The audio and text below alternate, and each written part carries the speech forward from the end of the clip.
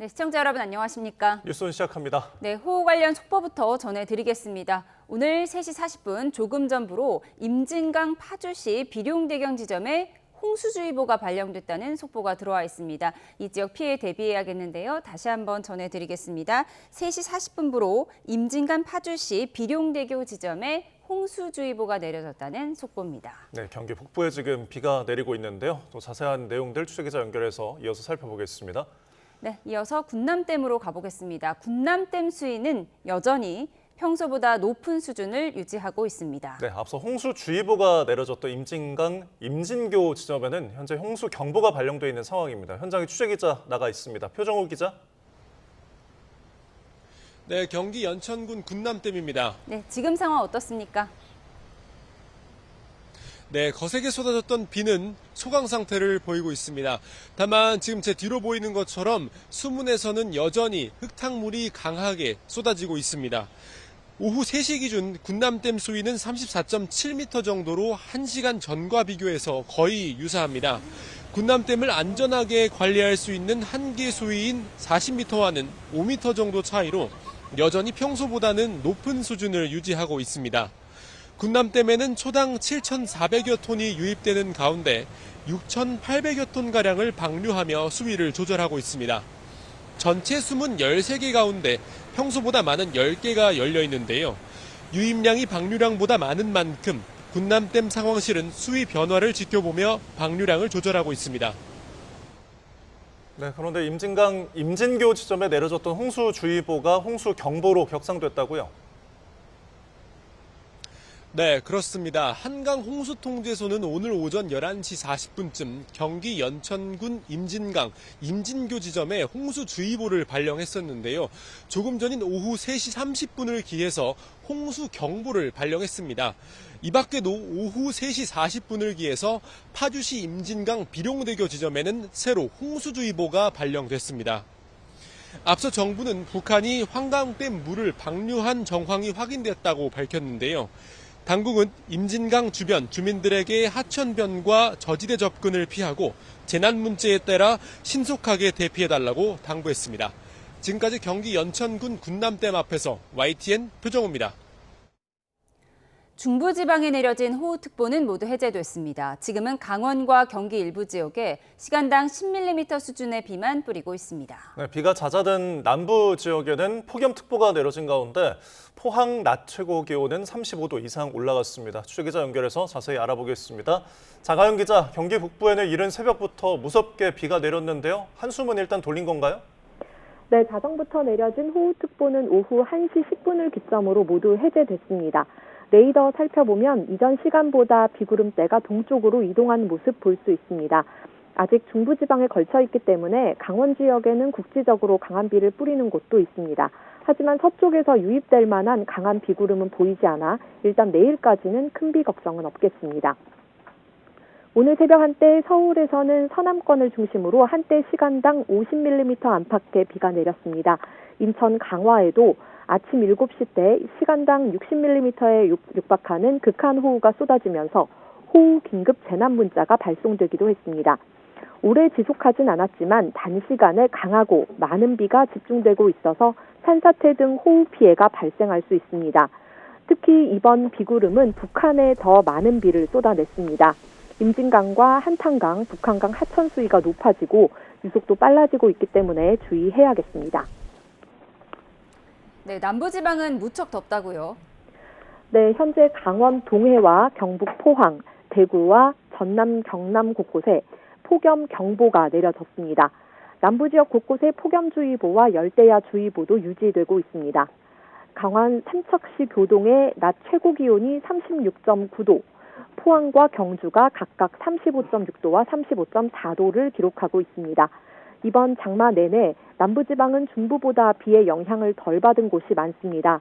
지난달 30일부터 시작한 장마 기간 누적 강수량 살펴보면 중부를 중심으로 빨간색으로 표시된 구간은 200mm 이상을 기록했지만 남부, 특히 영남은 50mm 수준에서 그쳤습니다.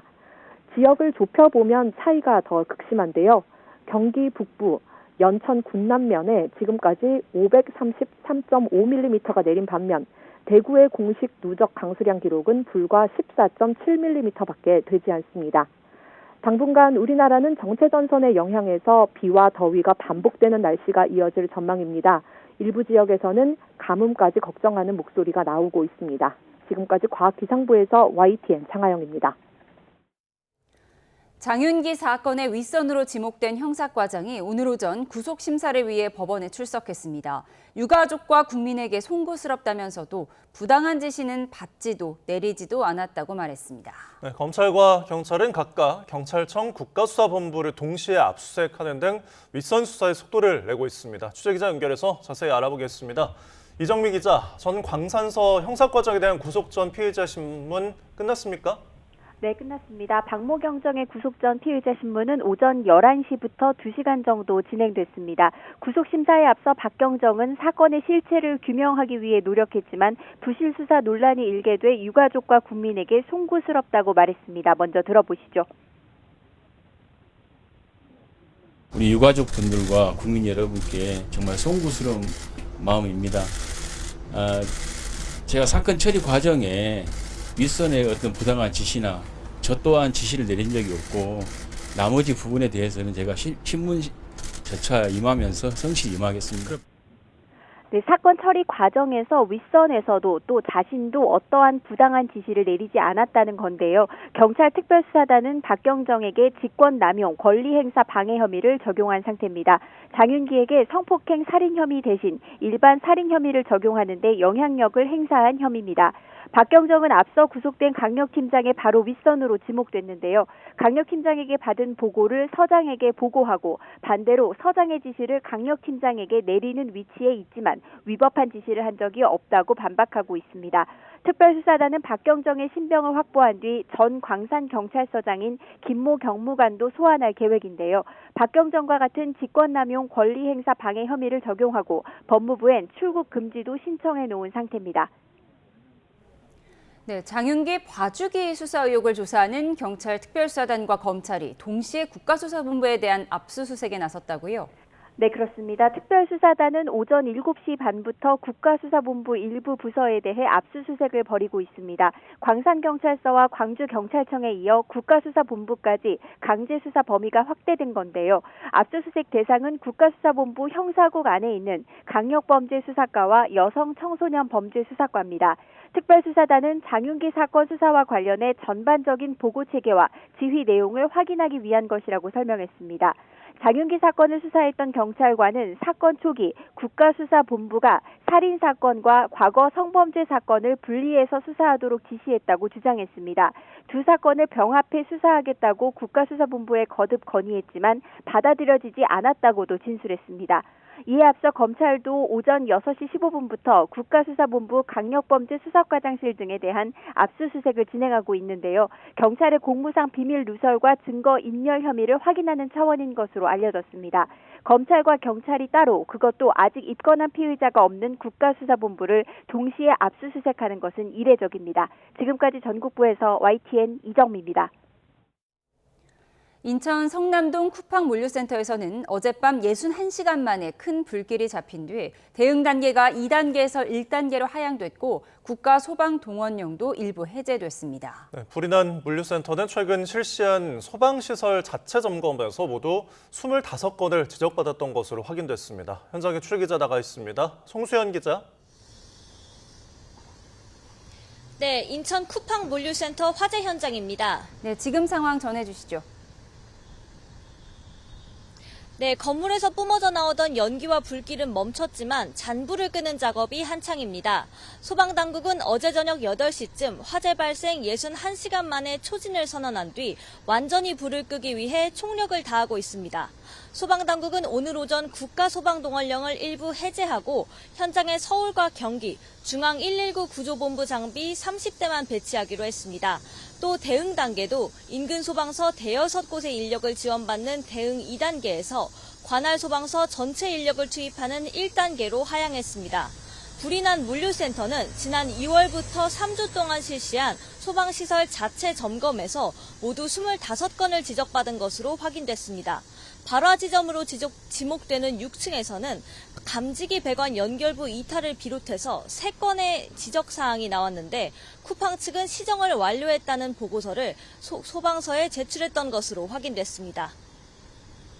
네, 그럼 일단 고비는 넘겼다고 볼 수 있을까요? 네, 불이 난 층 바로 아래인 5층에는 리튬 배터리를 사용하는 물류 로봇 수백 대가 있어 큰 우려를 낳았습니다. 이 배터리의 양만 해도 전기차 20대 분량에 달하는 것으로 파악돼 불길이 옮겨 붙으면 피해가 더 커질 수 있는 상황이었습니다. 다행히 어젯밤 화재가 초진되면서 5층으로 불이 번질 우려는 크게 줄었습니다. 다만 물류센터가 워낙 넓고 안에 있는 내용물을 모두 헤집으며 남은 불씨까지 확인해야 돼 진화 작업은 쉽게 끝나지 않을 전망입니다. 인천경찰청의 35명 규모의 전담 수사팀을 꾸린 경찰은 불이 모두 꺼지는 대로 합동 감식을 통해 정확한 화재 원인을 조사할 방침입니다. 네, 건물 붕괴 위험 때문에 대피했던 주민들은 집으로 돌아갔습니까? 큰 불길이 잡히고 3시간쯤 뒤인 어젯밤 11시에 인근에 내려졌던 대피령이 해제됐습니다. 건물 붕괴 우려가 줄었기 때문입니다. 불에 탈만한 것들이 거의 소진돼 붕괴 위험이 낮아졌다는 분석에 따른 조치입니다.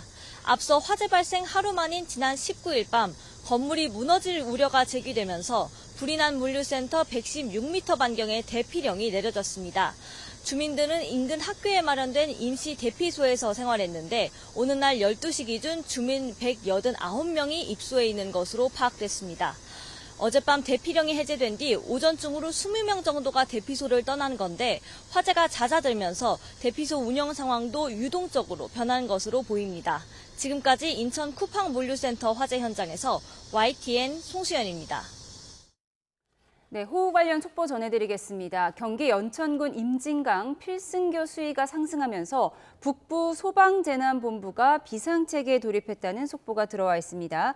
필승교 수위가 상승하면서 긴급 구조 통제단을 운영하게 됐고요. 경기 북부와 파주, 연천 소방이 참여해 비상체계에 돌입했습니다. 네, 수위 상황을 확인하고 위험 지역 예찰로 피해 예방에 총력을 다한다는 소방당국의 발표가 있었습니다. 앞서 취재기자를 연결했었는데 지금 비룡대교 지점에는 홍수주의보가 내려졌고 그리고 임진교 지점에는 홍수경보가 발령된 상황입니다. 필승교의 수위도 상승을 하면서 소방당국이 좀 비상체계에 돌입한 모습인데요.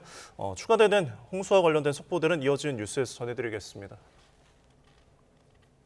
다음 소식입니다. 노태학정 중앙선거관리위원장이 재임 시절 선관위 예산을 사용해 부부 동반으로 다녀온 해외 출장 가운데 배우자 관련 비용은 반납한 걸로 확인됐습니다. 선관위 관계자는 YTN에 노 전 위원장이 어제 3차례 해외 출장에 대한 배우자 몫의 출장비 4,700만 원가량을 반납했다고 밝혔습니다.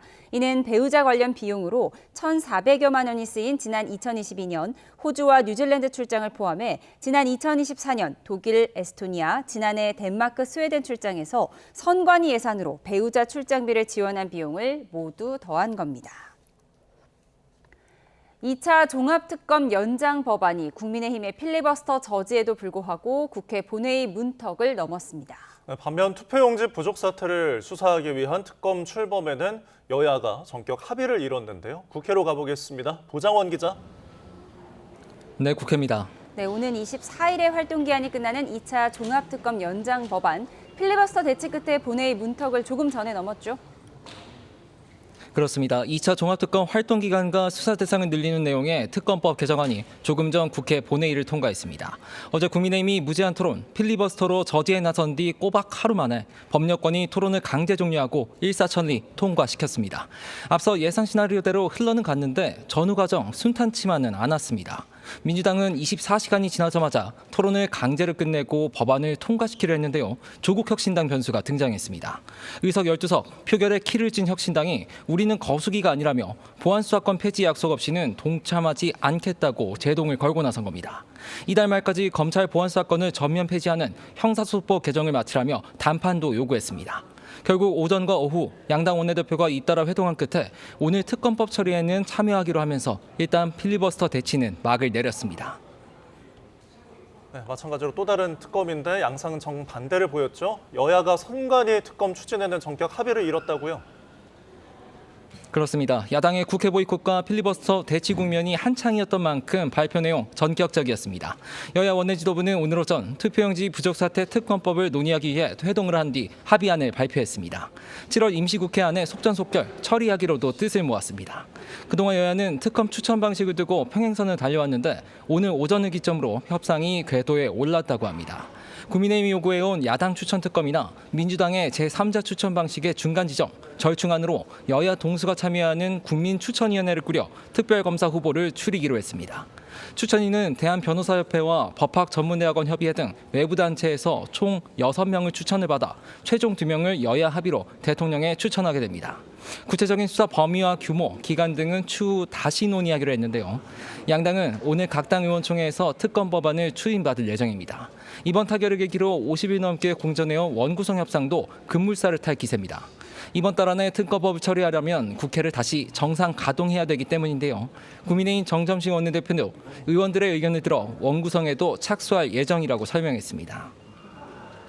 네, 보수 야권도 대여 공세 고삐를 죄고 있는데 오늘은 이 대통령 부부의 부동산 매각 문제가 화두가 됐죠. 네, 이재명 대통령 부부 최근 29억 원의 경기도 분당 아파트를 매각하면서 17억여 원의 근저당을 설정한 사실이 알려져 논란을 불렀죠. 청와대는 매수자의 사정에 따른 거라고 해명을 했는데 워낙 부동산 이슈 민감하기 이를 데가 없었습니다. 보수 야권은 서민들을 대출 규제로 옥죄더니 정작 대통령은 근저당 꼼수다 파상 공세를 이어가고 있습니다. 국민의힘은 이달 말 재건축 사업 시행자 지정 고시 전에 제값을 받고 팔려다 보니 편법까지 저질렀다 나를 바짝 세웠습니다. 정점식 원내대표는 세상에 이런 꼼수도 있구나 감탄을 금치 못했다면서 더불어 근저당으로 당명을 바꾸라고 꼬집었습니다. 개혁신당 이준석 대표도 조금만 싸게 내놓으면 매수자를 충분히 구할 수 있는데 편법 사금융을 썼다 한 목소리를 냈는데요. 이렇게 말하는 두 사람 오늘 오찬도 함께 하면서 이 문제를 비롯해 보안 수사권 문제 등에 대한 공동 투쟁 방안을 논의했습니다. 지금까지 국회에서 YTN 부장원입니다. 이재명 대통령은 부동산 불로소득을 국민 통합을 저해하는 가장 큰 주범으로 규정하고 부동산 시장 정상화 의지를 거듭 밝혔습니다. 네, 이를 위해 속도감 있는 공급과 실수요자 지원책을 마련하고 조세제도는 합리적으로 정비하겠다고 강조했는데요. 청와대 연결해서 자세히 알아보겠습니다. 강진원 기자, 이 대통령의 이런 언급 어디서 나왔습니까? 네, 이재명 대통령은 오늘 국무회의에서 우리 사회가 직면한 가장 심각한 그리고 정말 해결하기 쉽지 않은 사안으로 부동산 문제를 꼽았습니다. 현재 부동산 시장이 자산 불평등과 가계부채, 청년의 고통과 소외를 심화시키고 있다는 겁니다. 특히 극단적인 투기 수요와 불안 심리가 여기에 뒤얽히면 상당한 사회 자본이 비생산적인 부동산에 묶여 경제 발전을 가로막는다고 지적했습니다. 한마디로 우리 사회의 지속적인 성장과 양극화 완화를 위해선 부동산 시장 안정이란 숙제를 반드시 풀어야 한다는 의미인데요. 이 대통령은 이를 어렵게 하는 가장 큰 요인 가운데 하나로 부동산 불로소득을 지목했습니다. 불법과 편법이 동원되는 부동산 불로소득은 우리 사회의 공정과 상식을 파괴하고 국민 통합을 저해하는 가장 큰 주범이라고 못 박았습니다. 그러면서 부동산 시장 정상화를 위한 정부의 목표도 제시했습니다.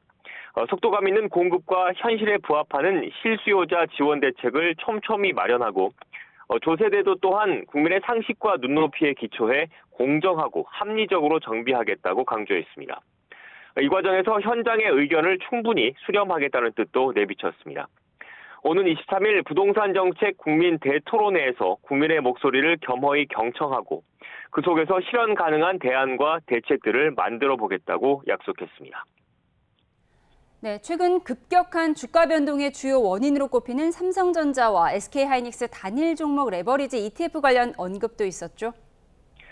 네, 그렇습니다. 이른바 삼전닉스 단일 종목 레버리지 ETF는 코스피 같은 지수가 아닌 삼성전자와 SK하이닉스의 주가 움직임을 2배로 추종하는데요. 주가가 오르면 더 크게 오르고 내리면 더 크게 손실을 보는 이 상품의 부작용을 이 대통령도 우려했습니다. 외화 유출을 줄여 환율을 안정시키는 효과를 노렸다고는 하지만 주식시장 참여자들 입장에선 정책상의 문제가 훨씬 더 크다고 본다는 겁니다.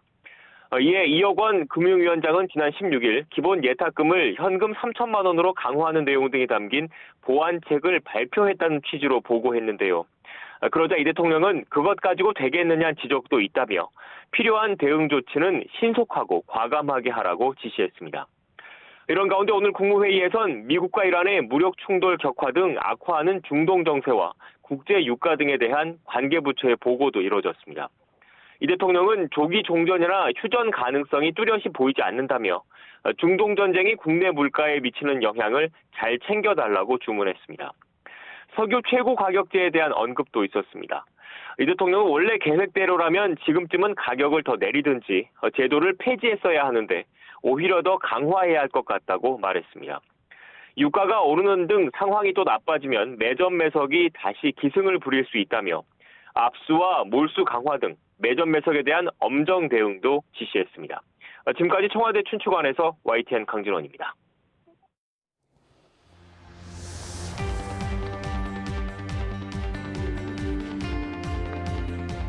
이재명 대통령이 28년 전에 샀던 분당 아파트, 최근 29억 원에 팔렸습니다.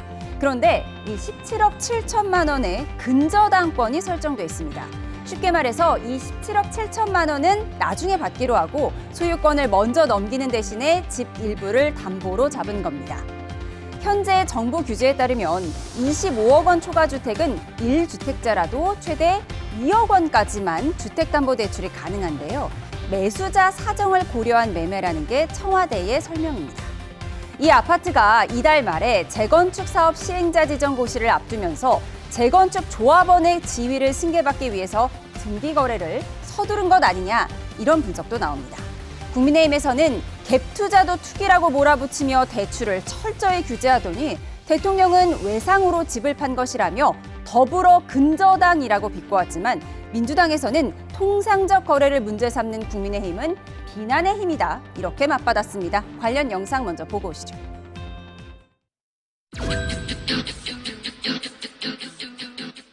여기 20억 넘어요? 집 없어 이제. 29억 원의 매매 계약이 체결된 데 이어 매수인에게 채권 최고액 기준 17억 7천만 원의 근저당권을 설정했습니다. 결국 매수인의 조합원 지위를 유지하기 위해 고시 전에 소유권을 넘기고 반금은 세입자가 나간 뒤에 아주 기상천외합니다. 세상에 이런 방식으로 대출 규제를 피하는 꼼수도 있구나. 더불어민주당이 아니라 더불어 근저당으로 바꿔야 할 판입니다. 매수자와 매도자의 협의를 통해 이루어질 수 있는 통상적인 방법입니다. 안 팔았을 때는 안 팔았다고 비난하더니 팔았더니 팔았다고 비난합니다. 당명을 비난의 힘으로 바꾸시기를 추천합니다.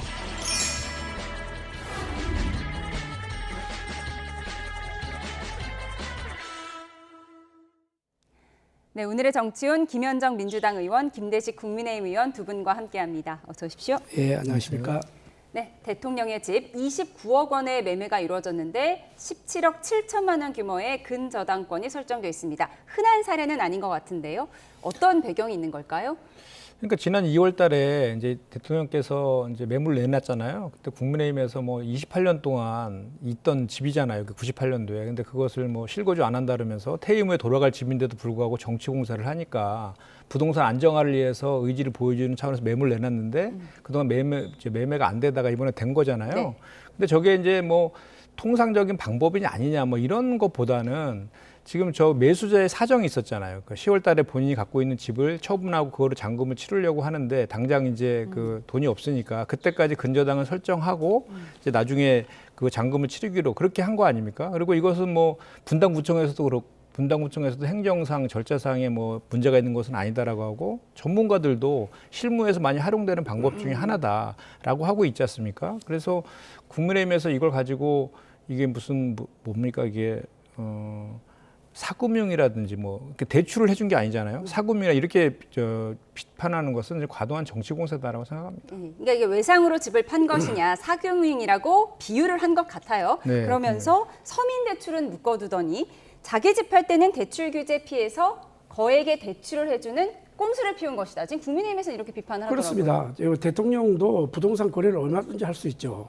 우리 국민들이 세 가지에 굉장히 예민합니다. 첫째, 교육 문제에 있어서 입시 비리라든지 이런 문제가 굉장히 예민하잖아요. 두 번째, 부동산 문제입니다. 그리고 세 번째가 공정과 상식이 무너질 때 허탈감을 갖는 거거든요. 대통령에게 부동산 정책은 예의가 아니라 가장 엄격한 기준이 적용이 돼야 되지 않겠어요? 그거를 우리 국민들이 바란단 말이에요. 자, 그러면은 집을 28년 동안 살 수 있는 집을 팔 수도 있어요. 대통령이 퇴임 후에 갈 집을 팔아서 나는 이렇게 부동산 정책을 잡겠다. 그런 의지, 그런 걸 우리가 인정할 만해요. 그런데 이게 비정상적으로 이루어지고 있다. 이런 이야기예요. 왜 그러냐면은 이게 지금 17억 7천만 원을 꼼수처럼 근저당을 설정을 한다? 그러면은 일반 사람들은 이게 이제 기준점이 될 거예요. 아니, 그러니까 이제 국민의힘에서 계속 팔으라고 계속 노래를 불렀잖아요. 팔으라고 왜 안 파냐. 그렇게 했잖아요. 그래서 안 팔면 안 판다고 뭐라 하고 그래서 팔면 판다고 그래서 뭐라 근데 하고. 누구한테 판 게 뭐가 중요합니까? 그리고 채권 최고의 그 근저당 설정은 보통 130% 설정하는 게 관례잖아요. 그렇게 했겠죠. 그리고 거기에서 예를 들어 부동산 설정을 해준 거에 대해서는 이 방식에 대해서 전문가나 분당구청에서도 일상적으로 사용되는 실무고 문제가 없다라고 얘기까지 하고 있지 않습니까? 그러면 예를 들어서 그 궁금하신 거 있으면은 그거야 뭐 그 등기부등본 안에 보면 그 내용들, 등기 원인 이런 거 다 들어가 있거든요. 그거 보시면 내용 다 나오겠죠. 그런데 뭐 예를 들어서 금리나 이런 것들이 도대체 무슨 이 매매 거래에 있어서의 특혜나 이런 것들과 꼼수와 무슨 연관인지 저는 전혀 모르겠고요. 중요한 것은 이재명 대통령께서 28년 동안 본인이 보유하고 있었던 그 집을 부동산 안정화라는 그런 정치적 그거에 대해 비판은 정치적 빌미를 주지 않게 해서 매각했다는 그 의지가 중요한 거예요. 그리고 지금 국민의힘에서 지금 그 비판하는 그 기저에는 이런 게 있거든요. 왜 대출 다 규제해놔가지고 이렇게 꼼수처럼 이런 식으로 썼는 이 얘기를 사실 하려고 했던 거잖아요. 그런데 우리 정부의 부동산 정책의 핵심은 그 투기적인 대출 규제와 실거주자 보호예요. 그래서 토지거래 허가 구역으로 묶여있는 곳에 한해서 대출 규제를 하고 있는 거거든요. 그러면 국민의힘의 주장대로라면 그 무한정 그럼 대출 다 풀어줘야 돼요. 그럼 집값 더 올라갈 거 아닙니까? 그거에 대한 책임을 어떻게 지려고 하시는 거냐. 그래서 우리 정부에서는 이렇게 투기적인 대출은 규제하되 예를 들어서 그 실거주자들 있지 않습니까? 뭐 생애 최초라든지 청년이라든지 신혼부부들에 대해서는 저리로 정책금융도 해주고 있잖아요. 그리고 취득세 등 그 세제도 감면해주고 있고 뭐 그 임대 분양형 공공임대 아파트라든지 뭐 특별 공급 이런 걸 통해서 공급도 혜택을 주고 있지 않습니까? 그렇게 그 투기는 억제하되 실소유자를 보호하는 그런 정책을 피고 있는 거예요. 그래서 그런 것들에 대해서 그럼에도 불구하고 대통령이 한 주택, 1주택에 대해서 비판을 하니까 그거를 매각한 거 아닙니까? 그것도 본인이 리스크를 감수하는 그 방법으로 뭐가 문제입니까? 아니, 그거를 비난하는 게 아닙니다. 대통령께서 28년 동안에 살고 있던 집, 어떻게 보면 거기서 대통령까지 탄생이 됐잖아요. 본인 입장에서는 아까운 집이잖아요. 그렇잖아요. 그리고 퇴임 후에 또 가서 살아야 되고 그렇게 하려고 하는 부동산 정책에 잡겠다. 그리고 불로소득을 일으키는 데는 강한 의지로 정부에서 잡겠다. 이거 높이 평가한다니까요. 높이 평가하는데 지금 현재 이런 상황에서 투명하게 대통령께서 나는 이렇게 해서 이 집을 팔았고 왜 이렇게 할 수밖에 없었던 거를 투명하게 밝혀주면 되는 거예요. 일반 사람들이 이야기하면 관심도 없다니까요. 관심 없는데 대통령께서 그렇게 하니까 아니, 투명하게 안 밝혀준 게 뭐가 있습니까? 등기부등본 띄면 다 나오는데 궁금해하는 거야. 그래서 그런 거를 알고 싶어. 이 방송을 통해서 많은 시청자들이 보고 있잖아요. 정말 그럴까? 왜 그럴까? 저는 왜 그러냐면 부동산이 너무 과하잖아요, 지금. 그러면 이게 안정을 잡아야 됩니다. 그래서 문재인 정권 때도 마찬가지고 이재명 정권 때도 마찬가지고 사실상 이 부동산은 시장 경제 원리에 맡겨놔야 됩니다. 정부에서 관치라든지 정부가 개입을 하게 되면은 폭등을 하잖아요. 지금 이런 문제들이 서민들이 어떤 이게 집을 한 채 살려고 하면은 지금 진짜 사실은 굉장히 어렵잖아요. 이런 부분을 우리가 한번 같이 여야가 공동으로 좋습니다. 우리 김 의원님께서 말씀하신 것처럼 23일 날 국민대 토론을 하신다고 하잖아요. 그래서 공급 확대하고 수요 억제하고 그다음 세제 관련된 그 논의들을 하겠다라고 하는데 대출과 관련해서 뭐 그 LTV라든지 DS라든지 이런 것들과 관련해서 지금 현재가 좀 너무 규제가 심하다. 예를 들면 그럼 어떤 기준으로 상향했으면 좋겠다. 이런 의견들은 좋단 말입니다. 알겠습니다. 그런 의견 얼마든지 주셔도 좋은데 이거 지금 그 국민의힘에서 그렇게 막 공세해가지고 부득이하게 의지 차원에서 매각한 걸 가지고 꼼순히 이렇게 공격하는 것은 심하다. 잠시만요. 저희가 이 주제를 너무 오래 끌고 있어서 겁니까? 말라는 겁니까? 제가 좀 정리하겠습니다. 꼼수라기보다도 이걸 투명하게 좀 이야기해주라 이런. 네, 그런가 하면 민주당 차기 지도부를 뽑는 전당대회 레이스 본격 시작됐습니다. 김민석 후보는 정청래 후보가 당선되면 대통령이 상대도 안 해줄 거라고 했는데요. 정청래 후보는 자신의 상황을 3대1 집단 폭행에 빗대기까지 했습니다. 들어보시죠.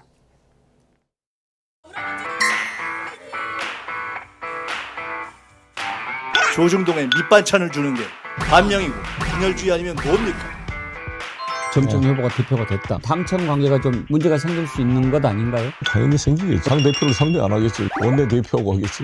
내가 스토커를 했잖아요. 저는 2대1, 3대1로 때리면 맞겠습니다. 그러나 그 상처를 당원들께서 지켜주시리라 믿습니다. 집단 폭행 운운합니까? 멀쩡한 당을 깡패 소굴에 비유하는. 계엄을 처음에 경고할 때 다들 정신 나갔다 뭔 소리냐 이랬잖아요. 네네. 전 신천지 문제도 구체적이고 주의 깊게 보고 있습니다. 4년 전에는 이재명 공격하고 4년 후에는 정청래 공격하고 이런 네거티브는 안 했으면 좋겠습니다.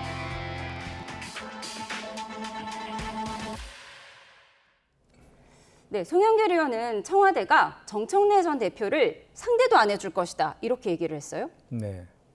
이거 뭐 각 후보가 지금 전당대회고 지금 경쟁이 뜨겁잖아요. 그러니까 각자 후보회가 자기 주장을 하는 거죠. 그래서 지금 송영길 의원은 그 전부터 계속 지속적으로 정청래 그 전 대표가 그 당정청 홈팀 원보이스를 얘기한 것은 혼자서 이렇게 자기 정치한 것이다라는 비판을 많이 하잖아요. 말은 그렇게 하면서 실질적으로는 자기 정치, 자기 이익을 위해서 그 당대표직을 이용했다 이런 주장을 하니까 그 맥락에서 뭐 스토커냐 막 이런 얘기도 했었잖아요. 예. 저 청와대는 그런 생각이 없는데 혼자 뭐 스토킹 하듯이 스토커처럼 그러냐 이런 지적도 했는데 그런 맥락에서 얘기한 것 같고요. 지금 저는 이번 그 전당대회와 관련해서 이제 새 후보가 공이 그 주장하는 게 있어요. 뭐냐면 이재명 정권 성공하고 네. 정권 재창출이거든요. 서로 너가 반명이다 이러는데요. 그거는 이제 그 과정에서 목표는 똑같아요. 그 정권의 성공과 정권 재창출인데 그걸 위해서 자기가 적임자라고 주장하는 과정에서 다른 후보들은 이런 좀 결함이 있지 않느냐, 내가 적임자냐라고 주장하는 그런 과정들인 거죠. 그래서 목표는 똑같다. 이재명 정권의 성공과 정권 재창출. 그렇기 때문에 이제 그런 내용들을 구체적으로 이제 저기 선거 과정에서 나는 이런 방식으로 그거를 시대 정신을 구현하겠다라는 것들을 이제 많이 이제 뭐 공약이라든지 정책 발표 등에서 할 거 아닙니까? 예. 그런 것들을 가지고 결국은 우리 당원과 155만이 넘거든요, 당원이. 당원과 지지자들의 집단 지성으로 적임자를 선출할 거라고 보여지고 이번 전당대회가 본의 아니게요. 명청 대결로 규정이 돼 버렸어요. 예. 이재명 대 정청래 이런 구도. 그리고 이제 그 이재명과 연관된 후보는 김민석, 송영길 이렇게 되어 있는 구도가 돼 버려 가지고 이와 관련해서도 우리 그 권리당원들하고 지지자분들이 실제로 아까 말하는 그 시대 정신 그런 걸 관련해서 이런 그 프레임화되어 있는 구도 하에서 어떤 후보를 선택할지 그것도 지켜볼 그 관전 포인트인 것 같아요. 네, 정청래 전 대표는 좀 언더독 전략, 좀 불쌍해 보이는 전략을 그동안 펴는 것 같더니 오늘 보니까 그렇지가 않아요. 굉장히 김민석 전 총리에 대한 공세를 강화하고 있거든요. 4년 전에는 김민석 전 총리가 이재명 대통령을 공격했다 이런 취지의 말을 했는데 이게 어떤 의미인가요? 사실은 제가 이 지금 후보들 세 분 다 저하고 참 친한데 또 거기 이제 고민정 우리 후보까지 나와가지고 그래서 제가 만나서 화이팅 해주고 그래 했는데 사실은 민주당 이거 너무 심하게 가는 거 아니에요? 명청대전이라는 말 누가 제일 먼저 쓰신 줄 아시죠? 제가 먼저 제일 썼습니다. 그렇습니까? 예, 명나라는 가고 청나라가 도래할 것이다. 이렇게 해가지고 정청래 후보가 끝까지 1인 1표제를 고수한 것은 자신 있는 거거든요. 자신 있는 거고 지금 그 여의도의 공기는 김민석 후보가 조금 앞서는 것 같은데 실질적으로 아까 우리 김현정 의원님께서도 말씀하셨다시피 지금 민주당의 권리당원이 155만 명이에요. 여기에 밑바닥의 공기는 정청래가 좀 센 것 같아요. 그래서 지금 막상 가보면 알겠는데 네. 지금 사실상 명나라 쪽의 후보는 이 김민석과 송영길 아닙니까? 그래서 내가 송영길 후보 보고 그랬어요. 방송에서 마라톤이 42.19km를 달리는데 40km까지는 페이스메이커를 해줄 것이다. 송영길이. 누구를? 김민석을. 그러나 그때 40km까지 뛰어보고 아니야? 내가 하지. 그러면서 2km를 더 뛰어가지고 완주할 수 있는 그런 그건데 저는 그 민주당이 지금 나는 친명이다, 뭐 핵심명이다, 뭐 반청이다 서로 또 이 핏대를 세우면서 공격하고 이런 거를 저는 뭐 전당대회니까 어느 정도 이해를 하는데 사실은 집권당의 민주당인지 야당의 민주당인지 아직까지도 헷갈려요. 국민들은. 지금 국민들이 얼마나 어렵습니까? 지금 고물가, 고환율, 고정책, 지금 서민경제 이거를 정책적으로 조금 내려놓을 수 있는 후보가 나와야 되는데 계속해서 이걸 가지고 반청이니 반명이니 서로 4년 전에 공격했니 어쩌니 이렇게 하는 것은 국민들이 민주당에게 굉장히 실망감을 줄 수 있다. 지금이라도 정책적으로 좀 우리가 앞으로 민주당이 어떤 방향으로 가서 서민 정책 그리고 국제 문제, 유가 문제, 환율 정책 그리고 지금 주식이 하루가 다르게 지금 올랐다 내렸다 사이드 브레이크 열렸다 이러잖아요. 이런 부분을 어떻게 하겠다. 이런 뭔가를 정책적인 대안으로 제시를 해야 되는데 저렇게 해가지고 되겠어요? 네, 그런가 하면 최근 정청래 전 대표의 차량이 습격을 당해서 경찰 조사가 진행되고 있는데요. 정 전 대표 오늘 하루 폭풍 SNS를 올리고 있습니다. 내용을 좀 볼까요? 어제 합동연설의 이후 이동하는 차량을 발과 도구 등으로 가격해서 차량이 파손되는 사건이 발생했다. 정청래 암살단 모집 의혹에 경찰 수사와 신변보호를 요청했다. 참담하고 서글프다고 밝혔습니다. 그러면서 신천지 의혹을 제기한 김민석 전 총리에 대한 기사를 공유하며 황당한 네거티브엔 법적 조치가 들어갈 거라고 했는데요. 당내 네거티브를 우려하는 목소리는 곳곳에서 나오고 있습니다. 들어보시죠. 대통령은 나름대로 어떤 길을 선택했어요. 이게 실패로 끝날 거라고 봐요. 동지의 언어를 써야지. 저주 언어를 써서 또 분란을 일으키는 도와주지 못할 망정. 쪽박 깨뜨리지는 좀 말아달라. 결국 이재명 대통령을 흠집내서 내란 세력인 오세훈, 한동훈한테 갖다 바치자 하는 거예요. 김민석 전 총리가 신천지 관련 의혹을 제기하고 있어요. 신천지 관련 의혹은 그동안 국민의힘 입당 이런 문제들이 있었는데 지금 민주당 경선에서 왜 신천지 의혹이 나온 걸까요? 김민석 전 총리가 뭔가 제보를 받았을까요? 일단은 구체적인 근거나 내용을 밝히지는 않았고 신천지가 정치에 개입했다라는 걸 일반적인 문제 제기를 한 것인데 앞으로 그거에 대해서 구체적인 내용들은 앞으로 차차 밝히겠다 이 정도만 돼 있어서 뭔가 정청래 전 대표를 겨냥한 듯한 발언이라서 그게 아마도 그런 것 같아요. 이제 호남의 호남일보인가요? 작은 언론사가 있는데 그 언론사가 주최하는 토론회에 정청래 후보가 참석을 했는데 그 호남일보가 신천지랑 관련이 있다. 그래서 연관성 이런 기사들이 난 걸 제가 봤는데 구체적으로 김민석 후보가 어떤 걸 근거로 해갖고 하는 것은 앞으로 밝히겠다고 해서 정확히 그 의도는 정확히 모르겠지만 기본적으로 그 종교단체 그리고 그 사이비 종교단체 이런 데에서 종교의 정치에 개입하는 것은 종교분리 원칙에도 위반되고 상당히 큰 문제지 않습니까? 지금 국민의힘도 신천지에서 5만 6천 명인가요? 그때 대선 때 그 당원에 가입한 것이 상당히 큰 문제가 되고 있지 않습니까? 그런 차원의 그런 문제들을 이제 밝히겠다라고 하고 있는 것 같고 정청래 후보 같은 경우는 그게 본인과 연관되어 있다라는 그런 해석을 함으로 인해서 그건 명백한 가짜 뉴스이기 때문에 법적 조치하겠다 이렇게 하고 있는 그런 상황입니다. 지금 우리 김현정 의원님께서도 말씀하셨다시피 지금 종교가 이 정치와 분리가 되는 거 맞고 이 종교가 여기에 정치에 개입한다는 것은 앞으로도 있어서도 안 된다고 생각합니다. 이건 수사에서 점점 밝혀지겠지만은 그런 문제를 우리 이제 김민석 후보가 제시를 했기 때문에 그것도 어느 정도 민주당 내에서 좀 풀어야 될 숙제다 이렇게 보고 그다음에 차량에 이번에 이 습격 이거는 의도적인지 아니면은 어떻게 우연의 일치로 일어났는지 이거는 수사를 해보면 알지 않겠어요. 그러나 이런 일은 앞으로 절대 정치적인 테러 이거는 여야를 막론하고 있어서도 안 된다 이렇게 생각을 합니다. 그래도 그만큼 안 다치고 이렇게 하는 것은 좀 다행이라고 이렇게 생각을 합니다. 유시민 작가의 말에 대해서 박지원 의원이 저주의 언어를 쓰고 있다 이렇게 우려를 했는데 모레 또 방송에 출연을 한다고 합니다. 이 부분도 차후에 짚어보도록 하겠습니다. 저희는 국민의힘 이야기로 좀 넘어가 보도록 하겠습니다. 검찰의 보안수사권 폐지 관련해서 민주당 의원총회도 오늘 진행이 되고 있는데 토론 한판 하자. 한동훈 무소속 의원은 토론 맞수 찾기가 쉽지 않습니다. 어제 저희 방송에 출연한 전용기 의원이 수락했다는 얘기가 잠시 나왔는데 일단 들어보시죠. 전용기 의원님 토론 잘하시니까 혹시 같이 링에 올라가실 생각 없으신지? 뭐 저랑은 안 할 겁니다. 아마 또 한동훈 의원께서 급이 안 맞다고 생각하실 거예요. 왜냐면 당 대표도 하셨고 뭐 그러다 보니까 하지 않을 텐데 뭐 저라도 필요하시다면 저는 할 생각이 있습니다. 네, 어제 이 방송을 듣자마자 한동훈 의원 바로 토론에 응해줘서 고맙다며 구체적 토론 일시까지 적시했는데요. 전용기 의원은 일정을 협의한 적도 없다며 복당 오디션의 들러리가 되어주진 않을 거라고 선을 그었습니다. 서로 감정 싸움 하자는 것이 아니라 대단히 큰 공익의 문제에 대해 생산적인 토론을 하자는 것입니다. 김어준 씨 방송에 저희가 우린 출연할 의향이 있다라는 말씀을 드렸더니 검토해보겠다 이런 답이었습니다.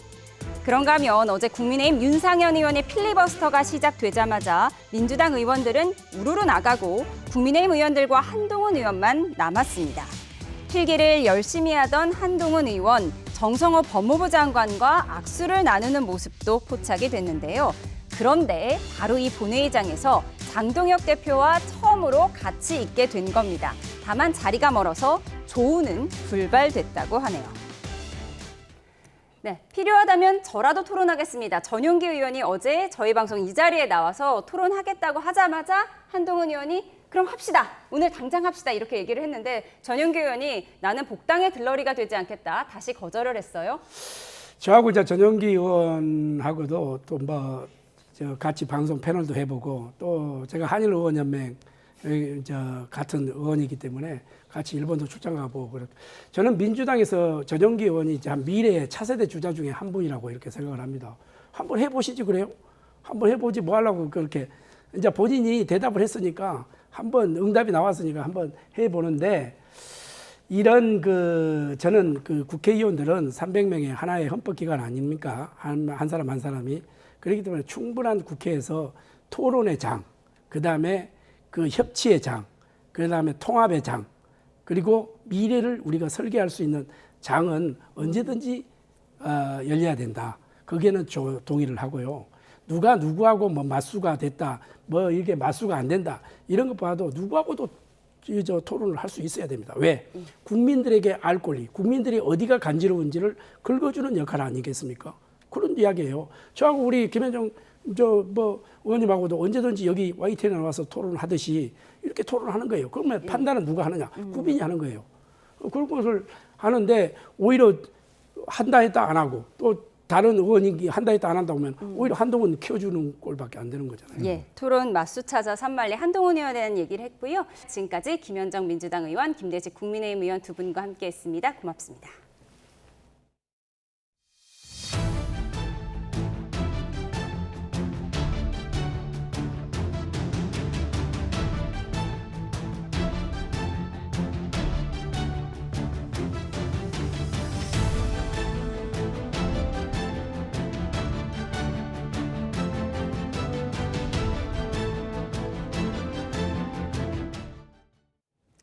오늘 반등세를 보이며 매수 사이드카가 발동됐던 코스피가 3.6% 상승 마감하며 6,700선에 안착했습니다. 내림세였던 코스닥도 오름세로 돌아서며 강보합으로 거래를 마쳤는데요. 취재기자 연결해 자세히 들어보겠습니다.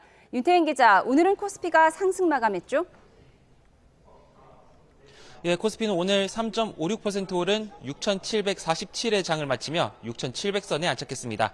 오늘 코스피는 0.58% 오른 6,553으로 개장해 보합권에서 등락을 오가다가 상승폭을 키웠고 장중 6,800을 넘기기도 했는데요. 가파른 급등세에 낮 12시 41분 시장에 매수 사이드카가 발동되면서 5분 동안 프로그램 매수 호가 효력이 정지되기도 했습니다. 오늘 증시 상승에 대해서는 반도체 업종을 중심으로 저가 매수세가 유입된 가운데 파키스탄과 카타르가 미국과 이란 중재에 나서며 위험 자산 선호 심리가 강화됐다는 분석이 나옵니다. 특히 이번 달 우리나라 수출이 7월 기준 역대 최대를 기록하는 등 크게 늘면서 반도체 실적 모멘텀을 지지해 주가 상방 압력으로 작용했다는 평가가 나왔습니다. 코스피 수급을 보면 개인이 1조 6천억 원 넘게 순매됐고 외국인과 기관이 물량을 받았습니다. 반도체 대형주들을 보면 코스피 대장주인 삼성전자는 6.15% 오른 25만 9천 원에 SK하이닉스는 4.08% 오른 183만 6천 원에 거래됐습니다. 이런 가운데 코스닥은 장중 2%가량까지 낙폭을 키웠지만 오후 들어 낙폭을 일부 회수해 보합권에서 등락을 오가다가 0.49% 강보합인 753의 거래를 마쳤습니다. 코스닥 수급에서는 개인이 순매수를, 외국인과 기관이 순매도했습니다. 네, 오늘 원달러 환율 상황은 어떻습니까? 네, 오늘 서울 외환시장에서 원달러 환율은 새벽 6시 기준 1,477.6원을 기록했고 오후 3시 반을 기준으로 어제 같은 시각과 비교할 때 5원 내린 1,473.4원에 거래됐습니다. 현재도 1,470원대 초중반에서 거래를 이어가고 있습니다. 오늘 환율은 SK하이닉스 ADR과 외국인의 국내 증시 순매수 등을 포함한 공급 물량 확대 기대에도 중동에서 빚어지고 있는 지정학적 불확실성 등이 하단을 지지할 것이라는 분석이 나왔습니다. 국제유가는 미국과 이란 간 군사적 긴장이 이어지면서 상승세입니다. 현재 브렌트유는 배럴당 88달러 선에서 거래되고 있고 미국 서부 텍사스산 원유는 배럴당 82달러 선에서 거래되고 있습니다. 주요 6개국 통화 비교할 때 달러의 가치를 나타내는 달러 인덱스도 100.9 근처를 기록하고 있습니다. 지금까지 외환거래 현장에서 YTN 윤택입니다. 법원이 오늘 홈플러스 회생 절차 폐지 결정을 취소하면서 회생 계획안 가결 기한이 오는 9월 4일까지로 연장됐습니다. 자금 조달 방안을 마련한 홈플러스 측 즉시 항고를 받아들인 건데요. 취재기자 연결해 자세히 들어보겠습니다. 임혜진 기자, 법원 결정 전해주시죠. 네, 서울회생법원은 오늘 홈플러스의 회생 절차를 폐지하는 결정을 취소하기로 했습니다. 지난 3일 폐지 결정을 내린 지 18일 만입니다. 앞서 법원은 홈플러스의 각종 채무가 늘고 있고 최소 운영자금 2천억 원이 조달되지 않아 수정된 회생 계획안을 수행할 가능성이 없다고 보고 회생 절차를 폐지하기로 했습니다. 다만 자금을 조달한다면 폐지 결정을 취소할 여지가 있다고 열어줬습니다. 이에 홈플러스 측은 지난 16일 최대 채권자인 메리츠 금융그룹이 2천억 원 규모의 긴급 운영자금 지원을 결정해 회생 계획안의 수행 가능성 문제가 해소됐다며 어제 즉시 항고장을 제출했습니다. 법원은 주요 쟁점이던 운영자금 문제가 해결됐기 때문에 즉시 항고의 정당한 이유가 인정된다고 보고 폐지 결정을 취소했다고 설명했습니다. 여기에 여러 이해 관계자들이 얽혀 있고 민생 경제에도 영향을 미치는 점을 고려해 즉시 항고 접수 하루 만에 빠른 결정을 낸 거로 풀이됩니다. 법원은 회생 절차 폐지 결정을 취소하면서 회생 계획안 가결 기간을 법정 최후 기간인 오는 9월 4일까지로 2개월 더 연장했습니다. 이제 남은 절차는 관계인 집회에서 회생 계획안 수정안에 대한 심의 결의 과정이 있는데요. 법원은 채권자들을 설득하는 시간을 고려해 관계인 집회를 다음 달 말 또는 9월 초로 지정할 예정이라고 밝혔습니다. 지금까지 사회부에서 YTN 임혜진입니다. 12.12 군사반란과 5.18 진압에 가담했거나 고문 기술자로 알려진 이근한 전 경감 등 간첩 조작 사건 관련자에 대한 정부 포상이 취소됩니다. 정부는 반헌법적 행위나 국가폭력 사건 연루자 167명에게 주어졌던 정부 포상 198건을 취소하기로 했습니다. 취재기자 연결해서 자세히 알아보겠습니다. 양희력 기자, 국무회의에서 결정된 사안이죠? 그렇습니다. 정부는 오늘 국무회의에서 167명, 198건에 이르는 포상을 취소하기로 결정했습니다. 12.12 군사 반란과 5.18 민주화운동 당시 계엄 업무 관련자에 수여된 무공 훈장과 포장 76건, 1960년대와 90년대 사이 발생한 간첩 조작 사건 관련자에 수여된 훈장이나 포장, 대통령 표창 등 122건입니다. 행정안전부는 오늘 열린 국무회의에서 이 같은 내용을 담은 서훈 취소안이 심의 의결됐다고 밝혔습니다. 포상이 취소된 이들 가운데에는 고문 기술자로 악명 높았던 전직 경찰 이근한 씨와 탁친이 억하고 죽었다, 박종철 고문치사 사건의 은폐 지시로 잘 알려졌던 박처원 전 치안본부 대공수사처장 등이 포함됐습니다. 조사 결과 계엄 업무 유공으로 서운받은 34명은 해당 계엄 업무가 이미 국헌 문란과 내란 행위로 사법적 평가가 확정됐고 국가안전보장 유공으로 서운받은 42명은 근무 경력과 당시 대간첩 작전 기록을 검증했더니 관련 공적이 없는 것으로 확인됐습니다. 간첩 조작 사건 관련자의 경우 법원에서 해당 사건에 대한 재심 무죄 확정 등으로 위법 사실이 확인돼 거짓 공적으로 취소가 됐는데 경찰청은 이른바 난민전 사건 등 5개 사건을 대상으로 부적절한 정부 포상 36건을, 국가정보원은 제1동포 간첩 사건 등 19개 사건을 대상으로 86건을 확인했습니다. 정부 포상 취소는 지난 1월과 3월에 이어 올해 들어 이번이 세 번째입니다. 지금까지 행정안전부에서 YTN 양일혁입니다. 잠실 개표소 시위 현장에서 체육단체 진입을 막은 혐의를 받는 30대 여성 등 시위 참가자들에 대한 구속영장 실질 심사가 열렸습니다. 이들의 구속 여부는 이르면 오늘 밤 결정될 전망인데요. 취재기자 연결해 보겠습니다. 유서연 기자, 심사가 조금 전에 끝났다고요? 네, 서울 동부지방법원에서 오후 2시 반부터 시작된 구속 전 피의자 신문은 조금 전 끝난 것으로 파악됐는데요. 업무방해 혐의를 받는 30대 여성 A씨는 출석 과정에서 혐의 인정 여부 등을 묻는 취재진 질문에 아무런 답을 하지 않았습니다. 업무방해 혐의 인정하세요? 참정권 주장하시는데 체육단체 일할 권리는 어떻게 생각하세요? A씨는 지난달 잠실 개표소 시위 현장에서 체육단체 관계자들의 진입을 끝까지 막는 등 업무를 방해한 혐의를 받습니다. 앞서 A씨는 지난 10일 경찰 조사에서 법원과 선거관리위원회의 증거보전 결정이 우선돼야 한다고 생각해 체육단체 진입을 막았다고 주장했습니다. 네, 다른 시위 참가자 4명도 함께 영장실질 심사를 받았죠? 네, 모두 잠실 개표소 봉쇄 시위 현장에서 불거진 사건인데요.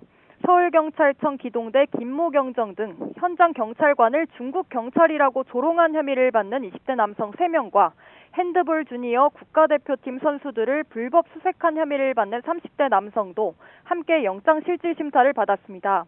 이들의 구속 여부는 이르면 오늘 밤 결정될 전망입니다.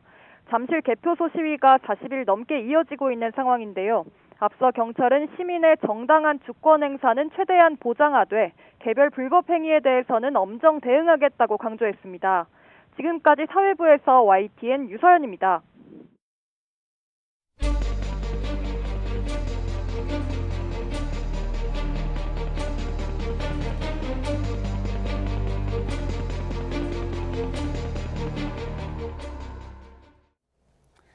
북한이 사전 통보 없이 임진강 상류 환강댐에서 물을 방류한 정황이 확인된 가운데 경기도 연천군 필승교 수위가 계속 늘고 있는 걸로 나타났습니다. 오늘 오전 10시 5.71m였던 필승교 수위는 1시간 만인 11시엔 7.23m로 높아졌는데 통일부는 접경 지역 주민에게 피해가 발생하지 않도록 관계기관과 긴밀하게 협조하면서 모니터링을 하고 있다고 밝혔습니다.